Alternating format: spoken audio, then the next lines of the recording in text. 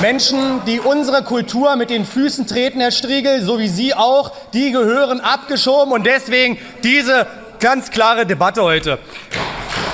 Herr Siegmund, Ihre halben Wahrheiten, die Sie hier verbreitet haben, sind leider wie so oft ganze Lügen und Sie entlarven tatsächlich auch das Weltbild der AfD nochmal sehr klar und Sie begründen, warum die AfD vom Verfassungsschutz beobachtet wird. Mich interessiert allerdings eine sehr konkrete Frage. Ihr Fraktionskollege, Herr Tilschneider, hat in der Vergangenheit öffentlich seine Solidarität mit Bashar al-Assad, dem syrischen Diktator, der nunmehr gestürzt ist, durch sein Volk erklärt. Wie positioniert sich die AfD zu den massiven Menschenrechtsverletzungen und gilt die Solidarität, die Ihr Fraktionskollege ausgedrückt hat, auch heute weiterhin? Wenn Sie mir mal zugehört hätten, Herr Striegel, habe ich die ganze Zeit nach Ihrer Logik argumentiert und habe gesagt, nach der Logik der Bundesrepublik Deutschland, Ihrer aktuellen Regierung, der Weg frei für eine Rückführung ist. Das war die zentrale Aussage meiner Rede. Wenn Sie zugehört haben, wüssten Sie das. Und noch einen zweiten Punkt dazu, Herr Striegel. Lassen Sie mich da ausreden. Sie haben mir gerade wieder Fake News etc. unterstellt, dass ich hier Blödsinn behaupte etc. Herr Striegel, jede einzelne Zahl freue ich mich gerne auf Ihren Faktencheck. Bitte liefern Sie mir ein einziges Argument, wo ich falsche Aussagen getätigt habe. Ich bin wirklich sehr gespannt, dass Sie endlich auch mal liefern können und nicht immer nur hier eine Luftnummer verbreiten. Danke, Herr Striegel.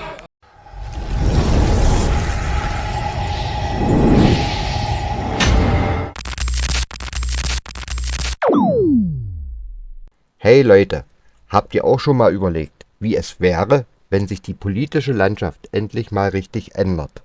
Ulrich Siegmund von der AfD hat in seiner Rede ordentlich ausgeteilt und das nicht ohne Grund. Er spricht Klartext über das Bürgergeld und wie er die Rückführung von Migranten in ihre Heimatländer fordert. Aber das ist noch nicht alles. Siegmund macht auch deutlich, dass er sich nicht länger von Politikern wie Herr Striegel von den Grünen verarschen lassen will, die das System missbrauchen. Warum diese Rede so wichtig ist und warum es für Deutschland eine entscheidende Wendung nehmen könnte, das erfahrt ihr in diesem Video. Ihr wollt wissen, was genau er gesagt hat und warum es so viel Beifall gab? Dann schaut euch das an. Und vergesst nicht, das Video zu liken, zu abonnieren und vor allem eure Meinung in die Kommentare zu hinterlassen. Ich freue mich drauf, eure Gedanken zu hören.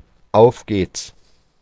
Haben einige von Ihnen die Bilder gesehen aus Essen oder aus Stuttgart von den Weihnachtsmärkten, wo sich tausende Syrer darüber freuten, dass Assad weg ist und diese Freude natürlich auch unmittelbar zum Ausdruck brachten? Ich sag mal so, früher, da ging man in Deutschland auf den Weihnachtsmarkt, weil man mit seiner Familie einen schönen Abend genießen wollte, weil man gebrannte Mandeln essen wollte, weil man vielleicht sinnliche Weihnachtsmusik hören wollte. Und heute hört man auf einem deutschen Weihnachtsmarkt aus tausenden Kehlen Allahu Akbar und ist gefühlt der letzte Deutsche auf dem Weihnachtsmarkt. Das sind Zustände, die möchten wir nicht. Und deswegen sagen wir hier ganz klar, deswegen sage ich hier ein für alle Mal ganz klar, unter einer AfD-Regierung im Jahre 2026 würden solche Leute direkt beschenkt werden, und zwar mit einem Abschiebe-Rückflugticket ohne Rückfahrkarte, und zwar direkt in ihre Heimat, meine sehr geehrten Damen und Herren. Menschen, die unsere Kultur mit den Füßen treten, Herr Striegel, so wie Sie auch, die gehören abgeschoben und deswegen diese ganz klare Debatte heute. Meine sehr geehrten Damen und Herren, Zeit für die Heimreise. Bürgergeld ist kein Migrantengeld. Syrische Asylbewerber zurückführen ist eigentlich in dieser Form eine Selbstverständlichkeit. Und die Aggressionen hier in diesem Parlament zeigen doch, dass wir wieder den Kern getroffen haben. Wir sprechen aus, was die Menschen in diesem Land denken, und dazu komme ich auch gleich, und auch gleich mit einem Faktencheck, Frau Sieborrer-Seidlitz. Nach der Logik der Altparteien, insbesondere der CDU, die CDU, die übrigens dafür Verantwortung trägt, dass inzwischen 5% der gesamten syrischen Bevölkerung in Deutschland lebt, das muss man sich mal vorstellen. Nach der Logik der Altparteien ist der Weg jetzt für die Heimreise frei. Assad ist weg. Herr Meister, Assad ist weg. Und deswegen kann auch nach Ihrer Logik jetzt die Heimreise einsetzen. Was will man mehr, meine sehr geehrten Damen und Herren? Asyl, Herr Meister, ich erkläre Ihnen das gern, ist Schutz auf Zeit, genau wie subsidiärer Schutz. Und Schutz auf Zeit endet, wenn der Schutzgrund entfällt. Das ist passiert. Syrien ist Ihrer Logik nach sicher und deswegen kann die Heimreise angetreten werden.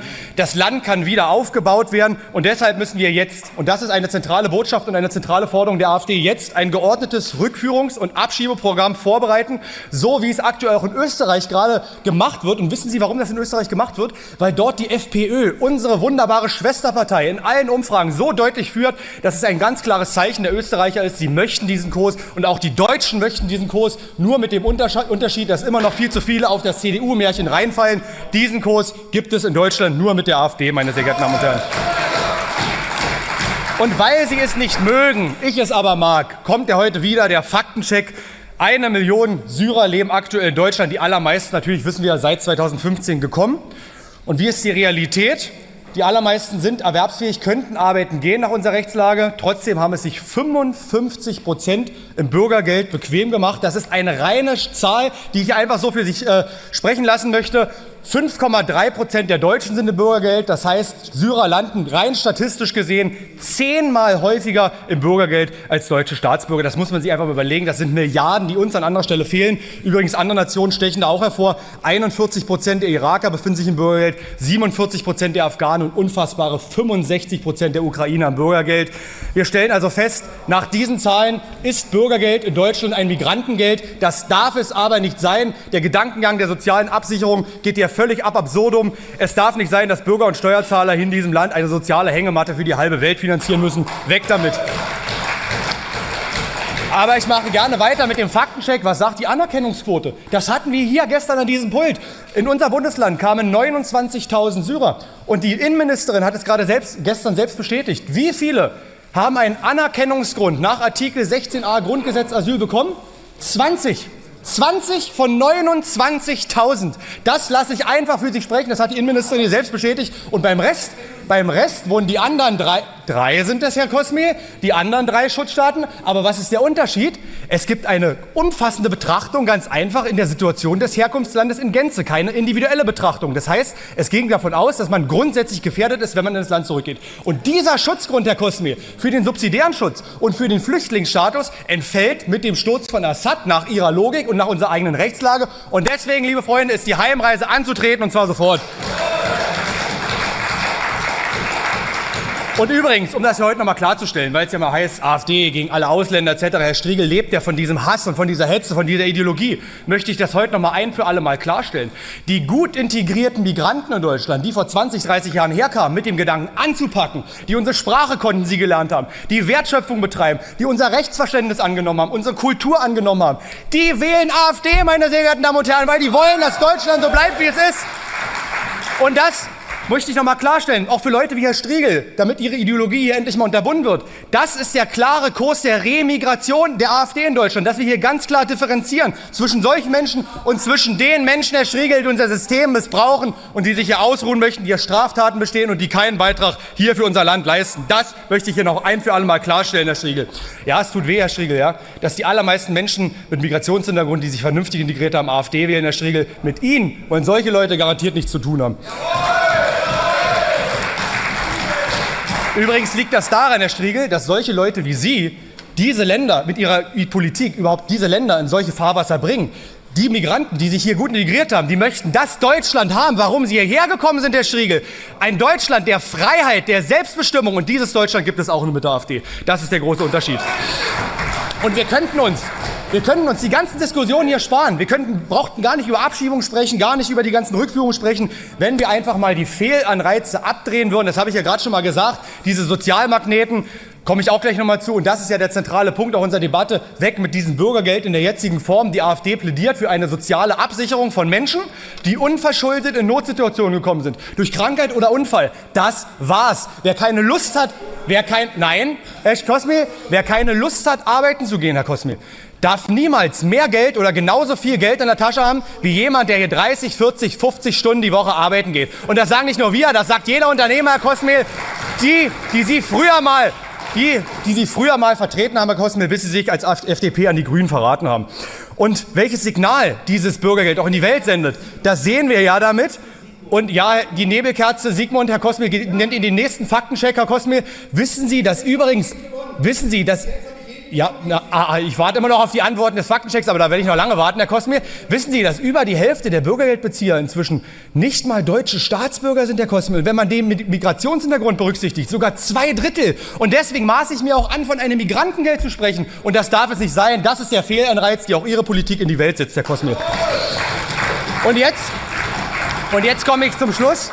zum größten Gipfel, der Gipfel der Unverschämtheit, der Gipfel der Frechheit, der Doppelmoral. Da kommt jetzt in der üblichen CDU-Show der Friedrich Merz um die Ecke bei der Bundestagswahl, natürlich jetzt im Wahlkampf, und erklärt als zentrales Ziel des Bundestagswahlkampfes die Abschaffung des Bürgergeldes. Und da sage ich Ihnen, liebe CDU, ein tolles Geheimnis heute. Wissen Sie, warum wir das Bürgergeld in Deutschland nur haben konnten? Weil es einen Mann gibt, der das mit möglich gemacht hat, der normalerweise, oh, er sitzt heute mal da, er ist in diesem Raum. Rainer Haseloff hat dafür gesorgt, dass das Bürgergeld in Deutschland eingeführt wurde, meine sehr geehrten Damen und Herren. Sie, Herr Ministerpräsident Haseloff, haben vor 2 Jahren die Einführung des Bürgergeldes nach des Ergebnisses im Vermittlungsausschusses als Sternstunde der Demokratie bezeichnet. Und jetzt, nach 2 Jahren, wollen Sie es wieder abschaffen und erklären das als zentrales Wahlkampfthema. Wie peinlich kann man hier Politik machen? Wie kann man den Menschen ins Gesicht lügen? Sie sind eine politische Schlaftablette für dieses Land, die dieses Land in den Ruin verwaltet. Unfassbar. Ich schäme mich wirklich für dieses Bundesland, was wir den Menschen hier antun. Ihre ganze Politik funktioniert nur wegen einer Desinformation, weil die Menschen das gar nicht wissen, was hier los ist in diesem Land. Wenn die Menschen wüssten, was sie für eine Politik machen würden, dann würde hier eine ganz andere Kraft herrschen. Und ich merke, getroffene Hunde bellen. Freiheit und Leistungsgerechtigkeit gibt es nur mit der AfD. Meine sehr geehrten Damen und Herren, Sie hören es, die CDU ist sehr, sehr pikiert, sehr getroffen, dass man sie entlarvt. Sie möchten das natürlich nicht, weil sie wissen, dass von dem Kurs der Desinformation ihre ganze Politik lebt. Wenn jeder, gerade ältere Mensch in Deutschland wissen würde, wie viel Rente er eigentlich haben könnte, wenn es keinen CDU-Kurs geben würde, der das Geld in die Welt verschenkt, wie ich gerade aufgezeigt hätte, dann hätten wir ganz andere politische Mehrheitsverhältnisse und genau darauf arbeiten wir hin. Und deswegen kann ich nur jedem in Deutschland ans Herz legen, der hier eine politische Wende haben möchte, reden Sie mit den Menschen, klären Sie sie auf, gerade die ältere Menschen, die keinen Zugang zu solchen Informationen haben. Das ist die Wahrheit in diesem Land und die wird vielen leider vorenthalten. Meine sehr geehrten Damen und Herren, das kann man eigentlich alles nur noch mit Humor betrachten, was hier los ist. Ich habe manchmal das Gefühl, dass wir in diesem Land in der Simulation leben. Setzen Sie mal irgendjemanden aus den 90er Jahren in die heutige Zeit, erklären Sie ihm, dass wir jetzt dieses Migrantengeld haben, erklären Sie ihm, dass wenn er seine Rundfunkgebühren nicht zahlt, dass er dann in den Knast geht, erklären Sie ihm, dass er in einem Land lebt, wo man jetzt einmal im Jahr sein Geschlecht ändern kann, erklären Sie ihm das alles. Er würde Sie für verrückt halten. Ja, Herr Dr. Gruber, auch die ehemaligen SPD-Wähler. Ihre Vorfahren in der SPD, die würden sich im Grabe rumdrehen, wenn die wüssten, was Sie heute für eine Politik verkaufen. Das ist ganz, ganz traurig, wie sich dieses Land entwickelt hat. Und deswegen sage ich, ich kann es einfach nur noch mit Humor nehmen, was hier passiert. Lassen Sie uns diese Doppelchance hier nutzen. Weg mit dem Bürgergeld als Sozialmagnet und zeitgleich ein geordnetes Rückführungsprogramm. Syrien braucht euch, liebe Syrer. Geht wieder nach Hause in die Heimat. Syrien muss aufgebaut werden. Eine ganz, ganz wichtige Botschaft. Und zwar geordnet, vernünftig, so wie es sich jetzt gehören würde. Wir leben in einer historischen Zeit und deswegen jeder Tag zählt, meine sehr geehrten Damen und Herren, damit wir unser wunderschönes Deutschland wieder zu dem machen können, was es einmal war. Und wer das auch so sieht, wer es auch so möchte, hat die Chance, und zwar bei jeder einzigen Wahl, mit einer Stimme für die AfD, Frau Dr. Pehle. Vielen Dank für Ihre Aufmerksamkeit. Herr Sigmund, Ihre halben Wahrheiten, die Sie hier verbreitet haben, sind leider wie so oft ganze Lügen und Sie entlarven tatsächlich auch das Weltbild der AfD nochmal sehr klar und Sie begründen, warum die AfD vom Verfassungsschutz beobachtet wird. Mich interessiert allerdings eine sehr konkrete Frage. Ihr Fraktionskollege, Herr Tilschneider, hat in der Vergangenheit öffentlich seine Solidarität mit Bashar al-Assad, dem syrischen Diktator, der nunmehr gestürzt ist, durch sein Volk erklärt. Wie positioniert sich die AfD zu den massiven Menschenrechtsverletzungen und gilt die Solidarität, die Ihr Fraktionskollege ausgedrückt hat, auch heute weiterhin? Wenn Sie mir mal zugehört hätten, Herr Striegel, habe ich die ganze Zeit nach Ihrer Logik argumentiert und habe gesagt, nach der Logik der Bundesrepublik Deutschland, Ihrer aktuellen Regierung, der Weg frei für eine Rückführung ist. Das war die zentrale Aussage meiner Rede. Wenn Sie zugehört haben, wüssten Sie das. Und noch einen zweiten Punkt dazu, Herr Striegel.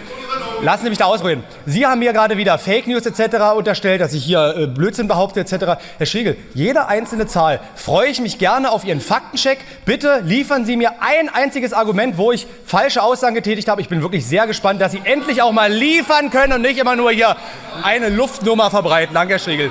Nochmal, jetzt liefern Sie mir eine Aussage, wo ich ein falsches Wort gesagt habe. Kommt nichts, gut. Gut, ja, ich warte auf die Antwort. Ich möchte gerne tatsächlich nochmal nachfragen, denn Herr Sigmund, Sie beantworten meine Frage nicht. Wie ist die Position Ihrer Fraktion zu den Aussagen Ihres Fraktionskollegen Hans-Thomas Tilschneider, Solidarität zu Bashar al-Assad, dem syrischen Diktator, der hunderttausende Menschen auf dem Gewissen hat? Wie ist die Position von Ihnen und Ihrer Fraktion? Das möchte ich gerne von Ihnen als Fraktionsvorsitzender wissen. Herr Striegel, ich sage Ihnen in einem Satz die Position unserer AfD-Fraktion. Uns interessieren deutsche Interessen. Wir stehen für Deutschland ein. Die Zustände in Syrien kann ich nicht ändern, werde ich nicht ändern und möchte ich auch nicht ändern. Ich möchte mich nicht in andere Länder einmischen. Für mich gibt es deutsche Interessen, Herr Striegel. Ich weiß, das ist Ihnen fremd. Sie arbeiten gegen deutsche Interessen und das unterscheidet uns halt. Herr Sigmund, mein Vorredner hat mir die Frage nicht weggenommen, aber die Feststellung, dass Sie auf diese Frage explizit nicht antworten, die gestellt worden ist, wie Sie sich zu den Äußerungen Ihrer Partei zum Herrn Assad artikulieren, sich dazu entsprechend positionieren, wie Sie damit umgehen, dass Vertreter Ihrer Partei nach Syrien gefahren sind, um mit dem Regime zu sprechen, das Menschen getötet hat. Und allein der Anblick der Bilder aus den Foltergefängnissen sollte Ihnen doch mal klar gemacht haben, mit wem da Ihre Leute verhandelt haben. Und dass Sie sich ja nicht klar dagegen positionieren, ist ein ganz klares Bild für mich, wie Sie mit demokratischen Menschenrechten umgehen. Und meine persönliche Empfehlung, offensichtlich reisen Sie einige Mitglieder Ihrer Fraktion sehr gerne und Ihrer Partei im Allgemeinen. Mein persönlicher Tipp, vielleicht sollten Sie die schönsten Diktaturen der Welt anbieten. Russland, Syrien, Nordkorea, das würde zu Ihnen passen. Ja, wenn Sie mir gestatten, kann ich auch gerne darauf antworten. Erstmal wundere ich mich, Herr Krull, dass Ihnen das nicht selber mal auffällt, dass Sie permanent ausschließlich von den Linken und Grünen Applaus kriegen, Ihre eigene Partei nicht für Sie klatscht. Vielleicht sollten Sie mal einen Funken Selbstreflexion haben und einfach mal 2 oder sogar 3 Reihen weiterrutschen. Vielleicht werden Sie in diesen Fraktionen besser aufgehoben, das ist nur mal am Rande. Aber ich kann trotzdem gut auf diese... Ja, klar, das war mal, lange her.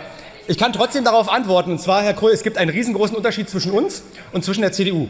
Erster Punkt, bei der AfD gibt es, solange wir uns auf dem Boden des Grundgesetzes bewegen, lassen Sie uns mich aber ausreden, keine Denkverbote. Wir reden über alles mit allem und so gehört es sich auch. Und wenn wir diesen Anspruch geopolitisch auch hätten wir jetzt nicht die Situation in dem Krieg der Ukraine, wenn man sich mal vernünftig an einen Tisch setzen würde und mit allen Parteien dieser Welt mal vernünftig sprechen würde. Und ich sage Ihnen noch was Zweites, Herr Krull. Durch einen Blick vor Ort erfährt man erstmal, wie Leute wie Sie die Menschen belügen. Weil was haben denn unsere Kollegen aus Syrien erfahren, Herr Striegel? Wenn Sie mal rauskommen würden aus Ihrem Weltbild, Herr Striegel, würden Sie das sehen, dass Syrien nicht ganz flächig im Kriegszustand war. Dass es durchaus Regionen gab, wo eine vernünftige Struktur herrschte. Und das Gleiche, Herr Striegel, haben wir auch gerade in der Ukraine. Und das ist der große Widerspruch zwischen dem, was Sie den Leuten da draußen erzählen, dass das ganze Land in Kriegsausnahmezustand ist und die Faktenlage, die man sich selbst mal anschauen kann, wenn man vor Ort ist, sich ein eigenes Bild macht und einfach mal vernünftig, diplomatisch mit allen Akteuren dieser Welt spricht. Weil eins unterscheidet uns noch, Herr Krull und Herr Striegel, ich maße mir und wir maßen uns als AfD nicht an, anderen Ländern vorzuschreiben, wie sie zu agieren haben. Wir setzen uns für deutsche Interessen ein und das ist der große Unterschied zwischen uns.